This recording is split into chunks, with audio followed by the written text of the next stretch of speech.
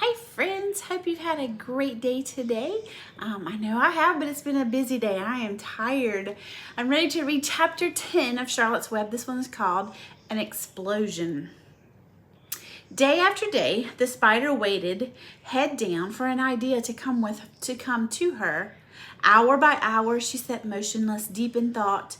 Having promised Wilbur that she would save his life, she was determined to keep her promise. Charlotte was naturally patient. She knew from experience that if she waited long enough, a fly would come to her web, and she felt sure that if she thought long enough about Wilbur's problem, an idea would come to mind. Look at this picture of Charlotte. Can you see her with her hand, her head thinking? Finally, one morning, towards the middle of July, the idea came. Why, how perfectly simple, she said to herself. The way to save Wilbur's life is to play a trick on Zuckerman. If I can fool a bug, thought Charlotte, I can surely fool a man. People are not as smart as bugs. Do you believe that? Wilbur walked into his yard just at that moment. What are you thinking about, Charlotte? He asked. I was just thinking, said the spider, that people are very gullible. What does gullible mean? That means easy to fool, said Charlotte. Well, that's a mercy, replied Wilbur, and he lay down in the shade of his fence, and he went fast asleep. The spider, however, stayed wide awake, gazing affectionately at him and making plans for his future. Summer was half gone. She knew she didn't have much time. That morning, just as Wilbur fell asleep, Avery Arable wandered into the Zuckerman's front yard, followed by Fern. Avery carried a live frog in his hand. Fern had a crown of daisies in her hair. The children ran for the kitchen. Just in time for a piece of blueberry pie, said Mrs. Zuckerman. Look at my frog, said Avery, placing the frog on the drain board and holding out his hand for some pie. You take that thing out of here, said Mrs. Zuckerman. He's hot, said Fern. He's almost dead, that frog. He is not, said Avery. He lets me scratch him between the eyes. The frog jumped and landed in Mrs. Zuckerman's dishpan full of soapy water. You're getting your pie on you, said Fern. Can I go look for eggs in the hen house, Aunt Edith? Run outdoors, both of you, and don't bother the hens. It's getting all over everything, shouted Fern. His pie's all over his front. Come on, frog, cried Avery. He scooped up his frog. The frog kicked splashing soapy water onto his blueberry pie. Oh, another crisis, groaned Fern. Let's go swing in the swing, said Avery. The children ran to the barn. Mr. Zuckerman had the best swing in the country. In the county. It was a single long piece of heavy rope tied to the beam over the north doorway. At the bottom end of the rope was a fat knot to sit on. It was arranged so that you could swing without being pushed. You climbed up a ladder up to the hayloft, and then holding the rope, you stood at the edge and you looked down, and you were scared and dizzy. Then you straddled the knot so that it acted like a seat. Then you got up all your nerve, took a deep breath, and jumped.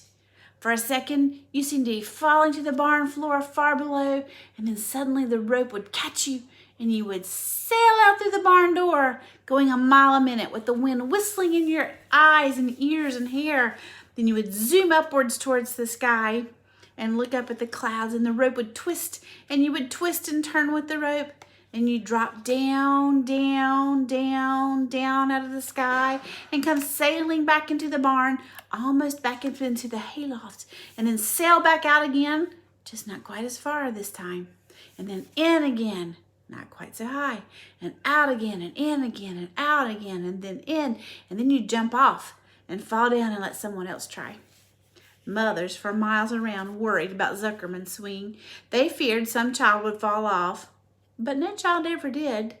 Children almost always hang on to things tighter than their parents think they will. Avery put the frog in his pocket and climbed up the hayloft. The last time I swung in the swing, I almost crashed into barn swallows, he yelled. Take that frog out, ordered Fern. Avery straddled the rope and jumped. He sailed out through the door, frog and all, and into the sky, frog and all. Then he sailed back into the barn. Your tongue is purple, screamed Fern. So is yours, cried Avery, sailing back out again with the frog. Why was their tongues purple? I have hay inside my dress. It itches, called Fern. Scratch it, yelled Avery as he jumped back. It's my turn, said Fern. Jump off. Fern's got the itch, sang Avery. When he jumped off, he threw the swing up to his sister. She shut her eyes and jumped. She felt the dizzy drop and then the supporting lift of the swing. When she opened her eyes, she was looking into the blue sky and was about to fly back through the door. They took turns for an hour. When the children got tired of swinging, they went down towards the pasture and they picked wild raspberries and ate them. Their tongues turned from purple to red. Fern bit into a raspberry that had a bad-tasting bug inside of it, and she got discouraged. Avery found an empty candy box. He put the frog in it. The frog seemed tired after his morning swing. The children walked slowly up towards the barn. They too were tired and hardly had enough energy to walk. Look at this picture of Fern swinging out the barn. So they would start up here in the hayloft and they would drop, they would jump, and then they would swing out on the rope. Do you think you would like to do that? It looks like fun to me. Let's build a tree house, suggested Avery.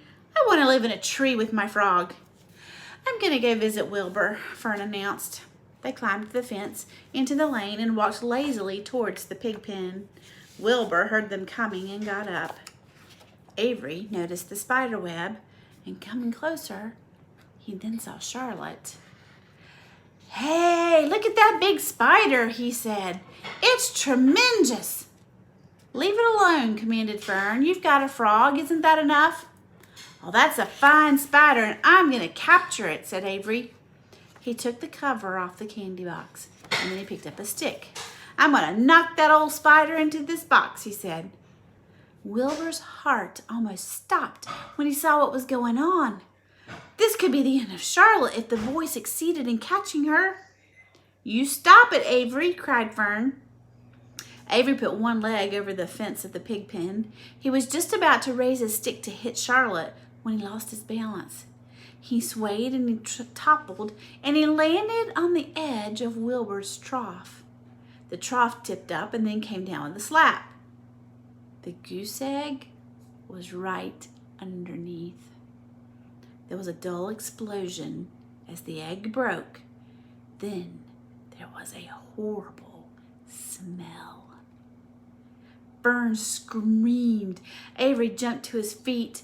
The air was filled with the terrible gases and smells from the rotten egg. Templeton, who had been resting in his home, scuttled away into the barn.